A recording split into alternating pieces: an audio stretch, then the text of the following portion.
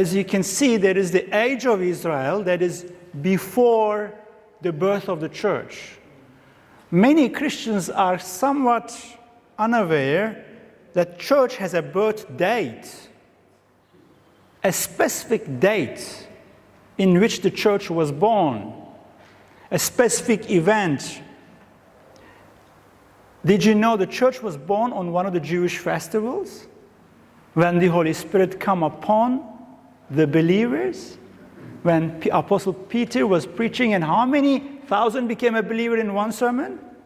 Can you? 3,000 plus. That is the event, that is the moment, that is the date the church was born. And after that, in that moment, we entered into the church era. Or sometimes we also say the grace era. When we say grace era or the church age, what we mean is, from that day, from the birth of the church, until a specific event in the future, anyone, anywhere, across the whole world, from any tribe, from any race, from any language, can come to God through the grace of Jesus Christ. That's why we call that the grace era. And that's the most amazing thing, because God, basically, if you look at this chart, God split the agenda God had with the Jews right in the middle. God split it, and God inserted the church era right in the middle. Many Bible scholars use the phrase, they say God put the pause button. God pushed on the pause button. God paused his dealing with the Jewish people there. At the end of the week number 69, that Daniel's 70 weeks that Pastor Mark was talking about, at the end of Daniel's week of 69, God pushed the pause button, inserted the gospel into the world so that multitudes from many nations and many languages can be saved.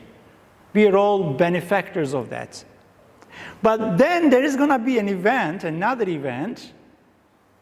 God is going to take the church out of this world, and God will restart with the Jews from where he left at the day of Pentecost, at the day of the church's birth.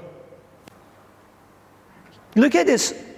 Try to look at and try to understand this diagram, because this diagram is the best summary of what is lying ahead of us in terms of trying to understand the chronological order of events.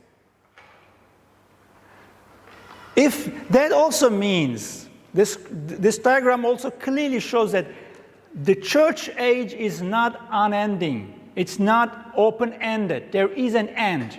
Just like a human being has a birthday and a death day, if you go to a graveyard, you will see on every gravestone the day a specific person was born and a day he had died. Now you're seeing here on this diagram the birthday, but not death day. In other words, being taken away date of the church. Church is born, inserted into God's agenda, and then there is going to be another day. Look at those two red arrows. One comes down, one goes up. The second arrow that goes up says Rapture, end of the church age.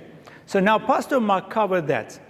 After the rapture, a new event, a new season is taking place.